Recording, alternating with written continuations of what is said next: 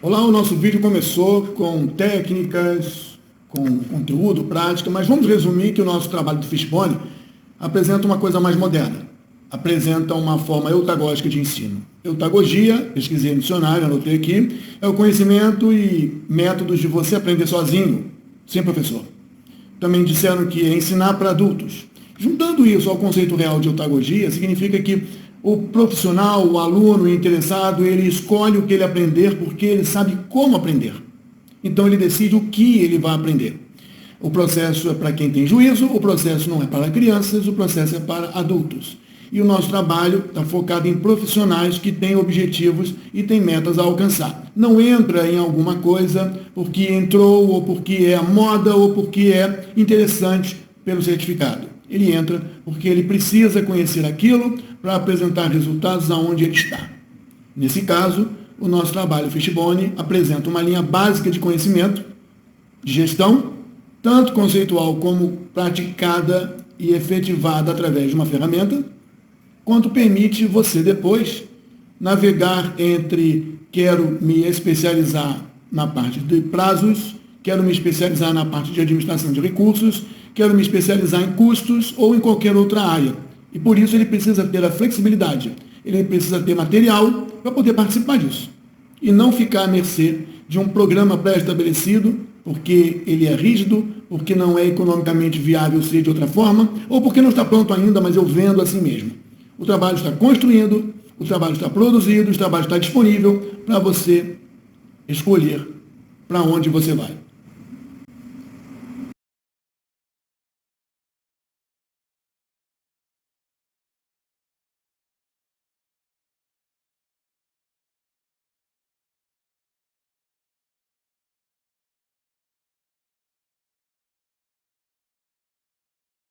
A nossa linha básica, ela envolve o entendimento do escopo do projeto, tempo do projeto, prazo de execução, dentro da metodologia de caminho crítico, bem antiga, ainda utilizada.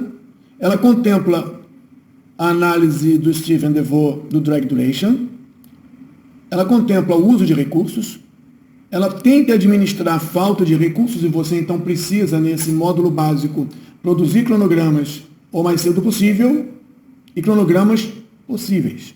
Nem sempre o mais cedo possível tem todos os recursos do mundo. Então você produzirá cronogramas o mais cedo possível e cronogramas possíveis. Da mesma forma, você vai analisar os custos, mas não no seu custo básico. Você vai poder analisar os custos nas suas classificações e nas suas composições. Isso faz parte do treinamento básico. Você, entendendo esses três elementos básicos, escopo, qualidade, prazos, recursos e custos, onde custos ficam um pouco mais evidentes como referência única de recursos, você vai poder fechar um planejamento básico e partir para o monitoramento e para controles ativos. Monitoramento e controles ativos significa que você vai experimentar a evolução do planejamento, os desvios que acontecem nele e tomar atitudes pelo que foi observado, reativas, preventivas e preditivas. A passividade que reina no mercado, se escondendo por conta dos problemas que existem, passam agora a ser proativos, ativos, antevendo problemas e tomando atitudes de correção para resgate das metas, do escopo, do prazo e dos custos. Não esquecendo de administrar os recursos que são sumarizados nos recursos. No final do planejamento e do controle, nós vamos ter condição de monitorar. E ao monitorar, criar um painel de indicadores, onde antes e durante e depois mostra a vida desse projeto e o quanto nós, planejadores, o quanto nós, gerentes, o quanto nós, controladores, contribuímos para a manutenção dessa vida. Ou garantimos que essa vida fosse acontecer dentro do que foi previsto. Todo o nosso trabalho, eu anotei aqui também, para não esquecer, ele tem referências. Ele trabalha em cima do melhor guia de conhecimento que nós temos hoje. Produzidos pelo Planning Planets, esse guia é um compêndio de técnicas e avaliações produzido por profissionais de engenharia há quase 20 anos e que está disponível para uso, consulta, melhoria em um fórum mundial onde todo o planeta participa. Daí o nome Planning Planet. E essas técnicas e essas ferramentas, elas estão de uma forma tão bem definida que elas contemplam também as técnicas e ferramentas que são apresentadas pelo PMBOK, do PMI, pelo ICB3, do IPMA e outros guias de conhecimento que são produzidos por outros institutos.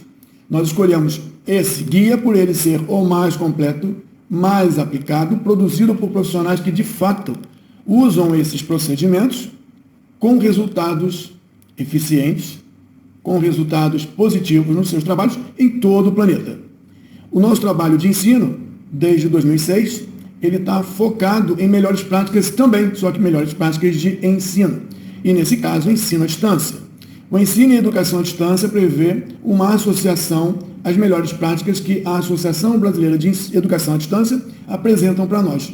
Tutoria, trabalhos, materiais, metodologia ativa são coisas comuns no nosso linguajar. Então, não teremos no nosso trabalho múltiplas escolhas. Não teremos no nosso trabalho confirmação de sim ou não. Capacitação se faz através de produção, validação, debate e comprovação de conhecimento. Informação se faz através da assistência e eventual preenchimento de questionários online. Não estamos falando aqui de um curso online. Estamos falando de uma capacitação profissional em gestão de projetos básico, numa forma eutagógica, que significa básico, mas você evolui na direção que for necessária e no momento que for necessário para o seu próprio desenvolvimento. Quando nós falamos em ferramenta e viabilizar a aplicação disso, significa dizer que se você tem um entendimento conceitual, você tem uma necessidade, e se o mercado atende às necessidades porque desenvolveu técnicas ou porque tem experiência, a ferramenta existe para servir e não para ser servida. As técnicas existem para ser utilizadas e não para serem omitidas. Todas as técnicas que vão ser apresentadas no nosso trabalho, assim como a ferramenta que vai ser utilizada, tem a obrigação de atender à sua necessidade, que no fundo é a necessidade de solução que o mercado demanda. Cabe a você conhecer as técnicas, conhecer a ferramenta e aplicar meios para resolver os problemas que o mercado demanda, que os projetos e as obras têm como característica, e não administrar os problemas ou limitá-los às técnicas que você conhece, às técnicas que deixam você conhecer, ou as limitações que a ferramenta pode trazer, e você criar workarounds ou gambiarras para atender às soluções.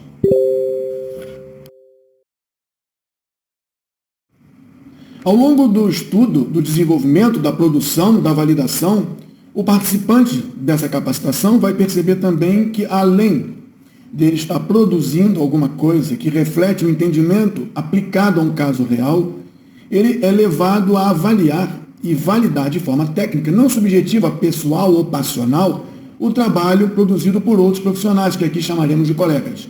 A validação deste trabalho apresentado por um colega é uma forma do participante do treinamento entender que é possível observar alguma coisa apresentada sob uma ótica técnica, analisando se o que foi apresentado atende aos requisitos demandados.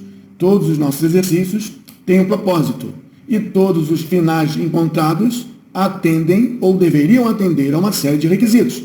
Cabe então ao participante validar o trabalho do colega, procurando no trabalho do colega os requisitos que ele próprio deveria ter utilizado para produzir. Não é subjetivo, é objetivo. Ou tem ou não tem aquilo que foi demandado. Não estamos falando que ficou melhor ou pior. Ou ele atendeu ou não atendeu ao demandado. Se ele pratica essa validação, ele também sofre essa validação no processo. Ele valida 4 colegas e 4 colegas validam o que ele fez. Com isso, a probabilidade dele ter uma avaliação técnica idêntica em todos é bastante criteriosa. Por quê? Será que se todos disserem que ele atendeu os requisitos, ele não atendeu os requisitos? Se um disser que ele não atendeu um ou outro requisito, ele pode se dar por satisfeito?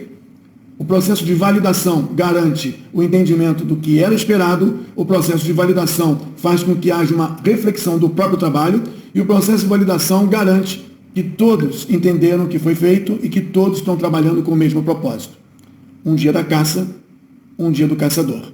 O nosso participante não é um ferramenteiro, ele é um gestor e é capaz também de avaliar de forma técnica se aquilo que ele recebe está dentro das melhores práticas de gestão. Vocês vão observar algumas metodologias ativas não muito tradicionais e é por isso que nós a apresentamos sempre que é possível para expor ao coletivo, para ser criticado ou validado. Em vários congressos nós participamos e deixamos aqui o registro da sala de aula probabilística. Sala de aula probabilística nada mais é do que um espaço na internet, hoje muito fácil, uma sala de conferência, onde, enquanto estou estudando, estou lá dentro, quieto, com o microfone desligado. Significa dizer que todos estão na biblioteca, em silêncio, estudando no seu local mais adequado, em casa, em qualquer lugar. E todos juntos, em silêncio, quando há uma dúvida, uma ideia, um questionamento, ele pode se dirigir a todos e a comunicação se estabelece.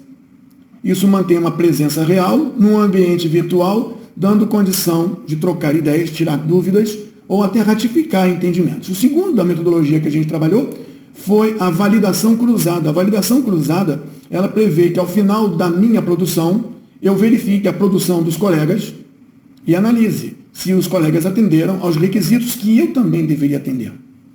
E com uma verificação externa, é muito provável que haja a informação de que ou eu ou um colega deixou escapar alguma coisa. Um trabalho colaborativo que chancela o conhecimento, a aderência e o resultado de todos.